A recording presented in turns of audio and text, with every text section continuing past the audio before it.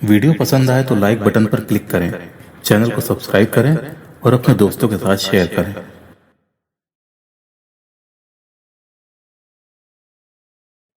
ये कहानी उन खतरों को उजागर करती है जो डिजिटल युग में हमारी जिंदगी के अनचाहे हिस्से बन चुके हैं। ये उन घटनाओं का एक सिलसिला है जिसमें सोशल मीडिया के गलत इस्तेमाल ने कई जिंदगियों को बर्बाद कर दिया। हम अक्सर सुनते हैं कि फेक सोशल मीडिया प्रोफाइल से कितनी जिंदगियां तबाह हो जाती हैं। ये कहानी आपको बताएगी कि कैसे फेसबुक पर बनाई गई फेक प्रोफाइल्स ने 3 जिंदगियों को समाप्त कर दिया और कई परिवारों को हमेशा के लिए दुख और पश्चाताप में छोड़ दिया। ये घटना हमें एक महत्वपूर्ण सबक सिखाती है कि सोशल मीडिया पर हमारे हर कदम के पीछे एक जिम्मेदारी है। ध्यान से देखिए, क्योंकि ये कहानी सिर्फ कहानी नहीं बल्कि एक चेतावनी है।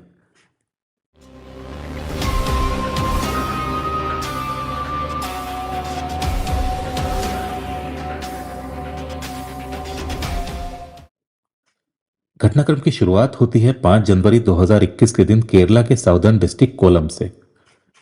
2021 का वो समय जब कोरोना लॉकडाउन के बीच सब कुछ शांत सा दिख रहा था। सुदर्शनन पिल्ले परवूर के पास कल्लुव तुक्कल इलाके में रहते थे। उनके घर में उनके अलावा उनकी पत्नी गिरिजा कुमारी और 23 साल की बेटी रेशमा और रेशमा की 3 साल की बेटी थी। रेशमा शादीशुदा थी और उस दिन उसका पति विष्णु भी इसी घर में था। सुबह 5 बजे सुदर्शन पिल्ले की बेटी रेशमा ने घर के पास रबर प्लांटेशन एरिया में से एक बच्चे के रोने की आवाज सुनी तो वो उस जगह पहुंच गई। थोड़ा बहुत इधर उधर ढूंढने पर जब कुछ नहीं मिला तो उसको लगा कि हो सकता है किसी बिल्ली की आवाज हो, मगर थोड़ी देर बाद जब वही आवाज फिर से सुनाई देने लगी तो खोजने पर एक बच्चे को सूखे पत्तों के बीच दबा हुआ पाया। रेशमा के पिता, माँ और पति भी उसके साथ में थे। परिवार ने आसपास के लोगों को बताया कि यहाँ बच्चा मिला है, तो देखते ही देखते ये खबर आग की तरह फैल गई। वो लोग बच्चे को पहले अपने घर ले गए, उसको ठीक से पोंछा और रेशमा ने अपनी बेटी के तौलिए से उसको ढका और फिर रेशमा की माँ बच्चे को अस्पताल ले गई। सबसे पहले एक बीजेपी वर्कर ने बच्चे की फोटो को फेसबुक पर डाला था। थोड़ी ही देर में ASHA worker, police, forensic team, dog squads और रिपोर्टर्स सभी घटना स्थल पर पहुंच गए। रेशमा वहीं थी, बिल्कुल नॉर्मल सी लग रही थी। लोगों से बातचीत कर रही थी और उसने मीडिया से भी बातचीत की थी। सुदर्शनन पिल्ले, जो कि पेशे से एक कारपेंटर हैं, उन्होंने अपने दामाद विष्णु के साथ बच्चे को तुरंत श्री अवरेतम तिरुनल हॉस्पिटल पहुंचाया। हॉस्पिटल में कुछ ही घंटों बाद बच्चे की मृत्यु हो गई। डॉक्टर्स ने पाया कि बच्चे की मृत्यु दिल की बीमारी और फेफड़ों में सूखे पत्तों द्वारा पैदा हुए इन्फेक्शन के कारण हो गई। प्रोसेस के अनुसार डॉक्टर्स ने पुलिस को सूचित किया और जांच शुरू हो गई। यह बच्चा कुछ घंटे पहले ही पैदा हुआ था, इसलिए जहां यह मिला था उस इलाके के सभी घरों में पूछताछ की गई। हालांकि पुलिस ने यह जानकारी साझा नहीं की कि बच्चा मर चुका है। महिलाओं के चेहरों के भाव जानने के लिए उन्हें उस स्थान पर ले जाया गया जहां बच्चा मिला था, मगर कुछ भी हाथ नहीं आया। पुलिस के शक की सुई कहीं न कहीं सुदर्शनन पिल्ले के परिवार के इर्द गिर्द घूम रही थी कि यह बच्चा उन्हीं के परिवार को क्यों मिला।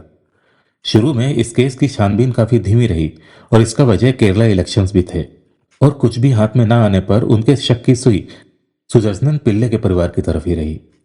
अपने शक को पुख्ता करने के लिए पुलिस ने उनकी बेटी रेशमा का डीएनए बच्चे के डीएनए से मिलाने का फैसला लिया।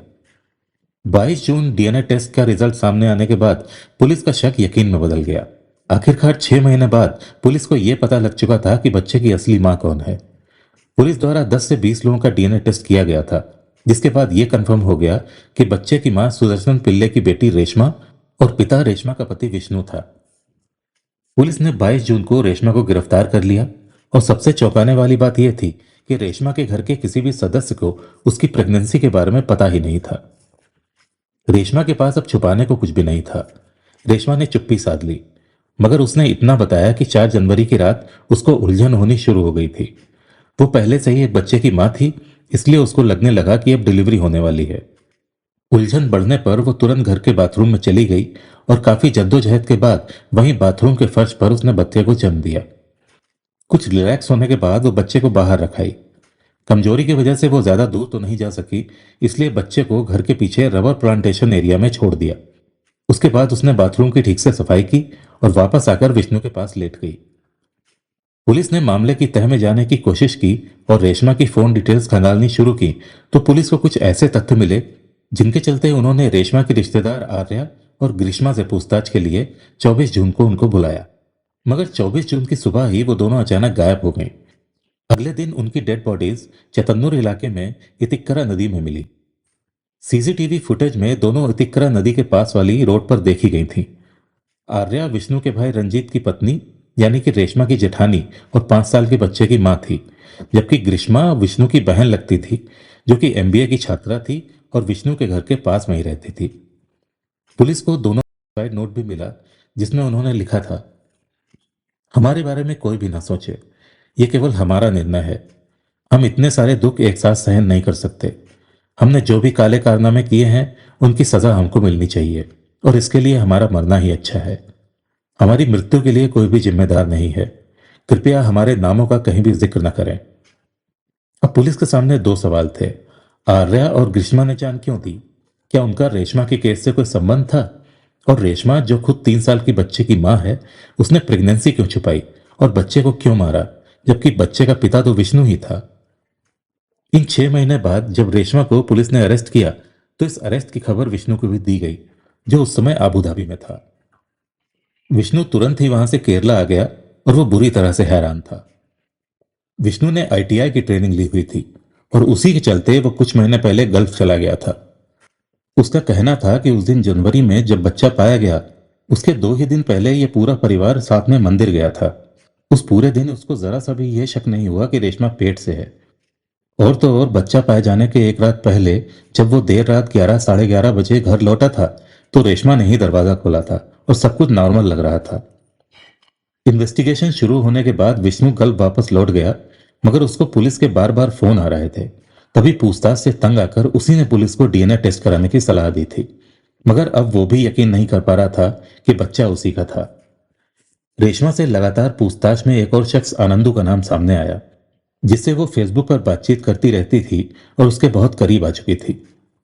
पुलिस को शक हुआ कि इसी ऑनलाइन लवर के कहने पर रेशमा ने बच्चे को मारा होगा, लेकिन कहानी इतनी भी आसान नहीं थी।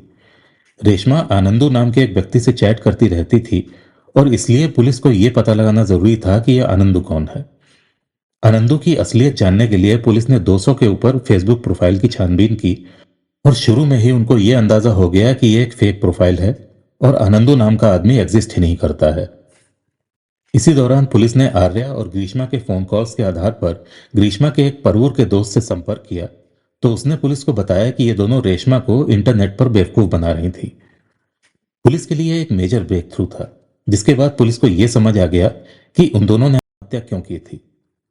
आनंदू नाम की यह प्रोफाइल आर्या और ग्रीष्मा ने बनाई थी और इसके माध्यम से वो रेशमा के साथ फ्लर्ट कर रहे थे।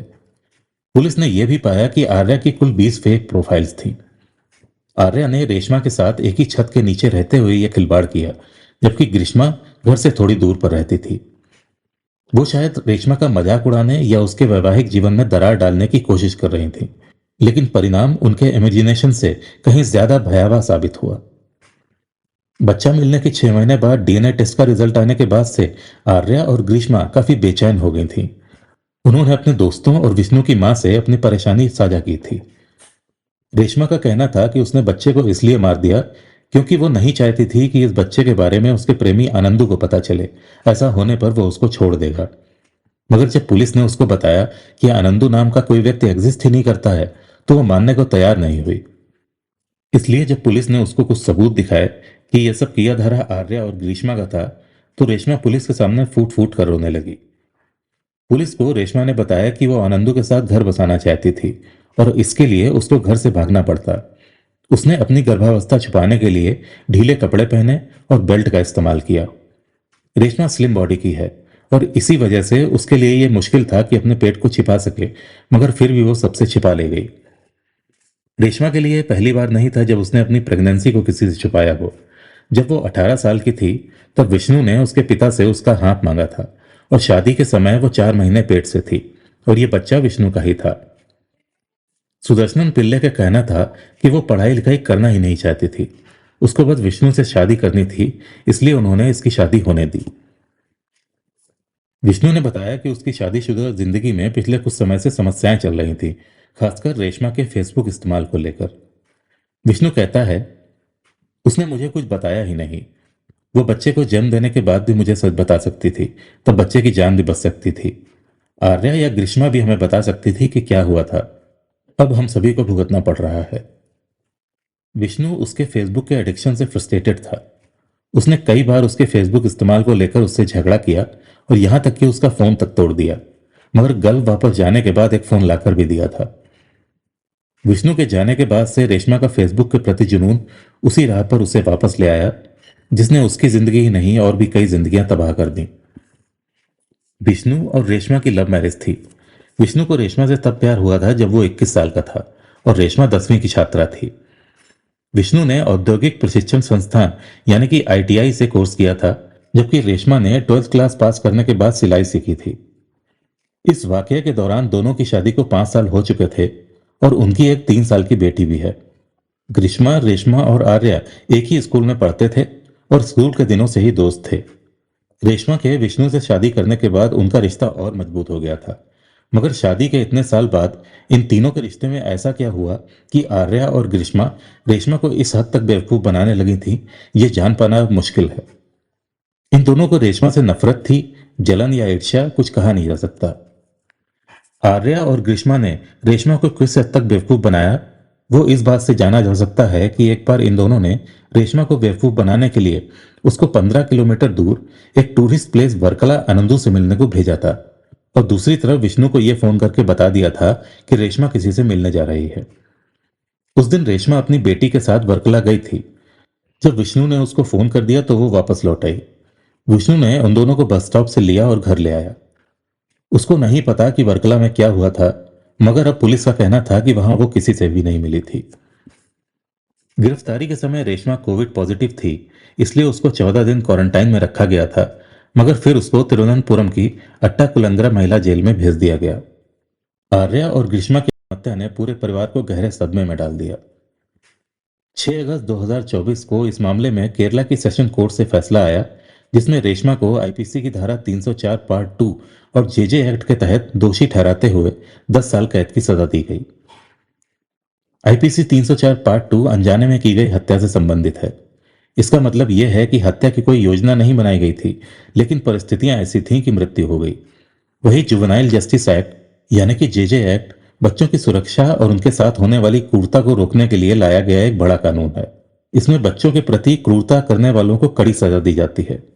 इन कानूनों के चलते ऐसे मामलों में न्याय प्रणाली तेजी से कार्रवाई भी करती है।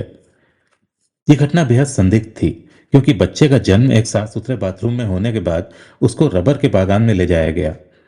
यहां से मामले में 304 पार्ट 2 के तहत कार्रवाई हुई थी, क्योंकि बच्चे की मौत अनजाने में हुई थी।